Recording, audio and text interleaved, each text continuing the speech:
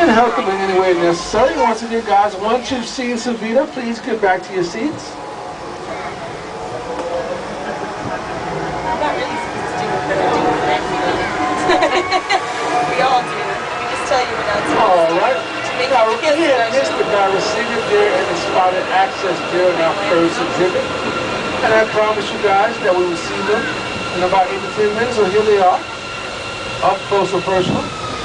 Now the deer that look like Bambi, a reindeer, whatever. Bambi, the females look like Bambi, the males look like a reindeer. They're called the spotted access deer. Look, And they keep their spots their whole entire lives, and most other deer have their spots after maturity. Here's this is the main meeting and mating place of the peacock. And look at the ground, you'll see some feathers on the ground. That's because the males discard those feathers after being sued. Now look on the right hand side, you'll see some deer sitting along the fence line. That's called the Barracina deer. And the word Barracina means 12 back there. on the male's antlers.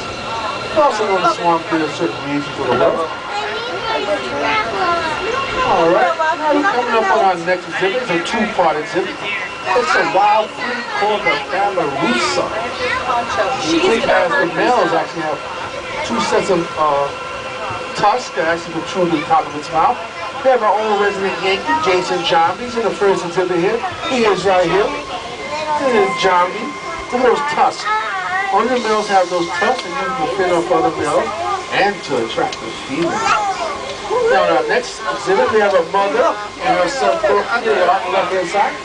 See Porky and his mother Claire. They don't have those tusks. Did you see that guy? They come from the small Indonesian island of Sulawesi. And here are the most popular exhibit guys, the Asian elephant.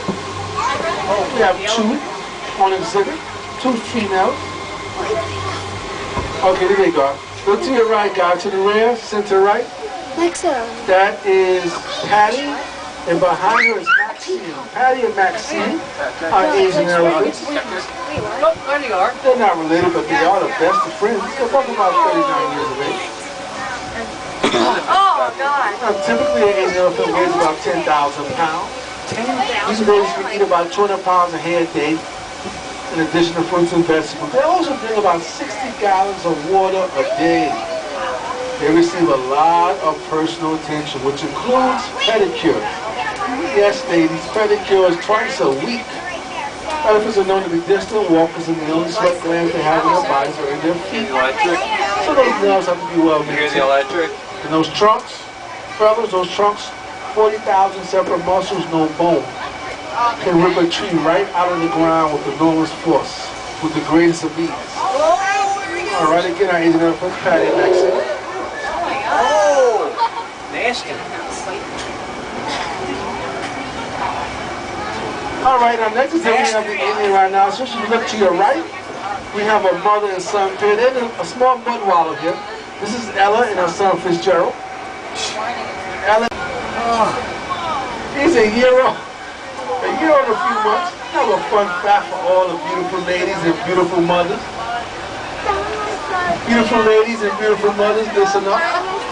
The female rhinoceros is pregnant for 16 months.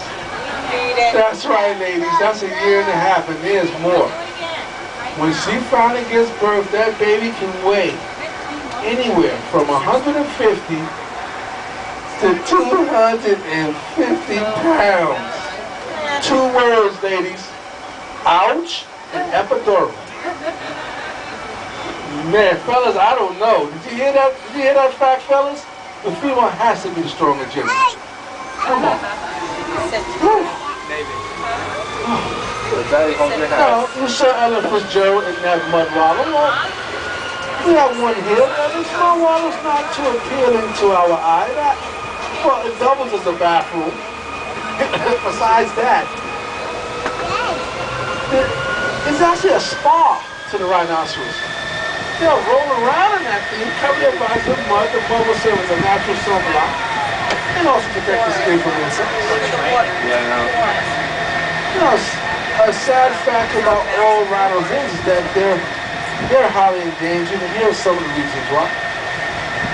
And the horn of a rhinoceros is very different from that of a goat or antelope. It is not attached to the skull. Rhino horn is made from compressed keratin fibers, the same material that is found in fingernails and hair. Although rhinos are a protected species, poaching still occurs.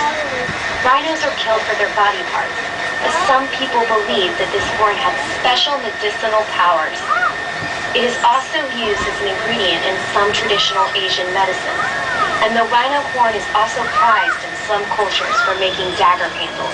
Asia is renowned for its deer diversity. In fact, it is the continent with the largest amount of deer species. Now, right into the two circular finish lines, now look at the center. This is a small-sized deer. Those happen to be adult deer, by the way. Those are called the hog deer. They got a big foot, short, stubby, close to the ground, a little lazy like a hog. They would rather run under a lot than opposed to jumping over like those other deer. Now those larger light brown colored deer are called the sandbar deer, and they happen to be the largest deer in all of southern Asia. A full-grown buck weighs 650 pounds, and about 5 feet tall, and they also grow up to about 3 feet on each bar. It's a more about our sandbar deer herd. Females are various, females don't. Look, right down below. Patsy, down below. There's another tree.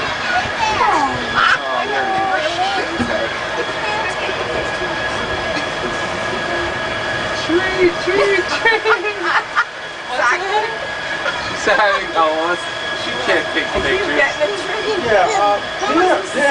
Antlers are shedded. They're temporary. Horns are permanent. Okay, guys, here's my favorite animals on exhibit.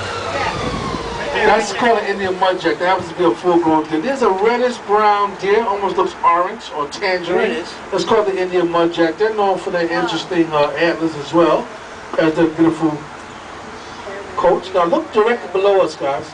We have two large tan-colored animals here. One has horns, one doesn't. This is called the nilgai antelope, the largest antelope and fastest antelope in all of Asia. They can be clocked at speeds at over 40 miles an hour. And that guy with the horns you see there, in a few more months he'll start to develop a beautiful bluish-colored coat. The word nilgai means blue bulls. They're known as the blue bull. Got the little black and white stripes over their hooves. From a distance, it looks like they're wearing socks.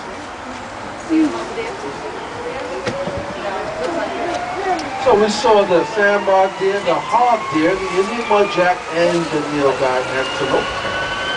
Alright, fun fact about all deer, they make a sound that's remotely close to the bark of a dog.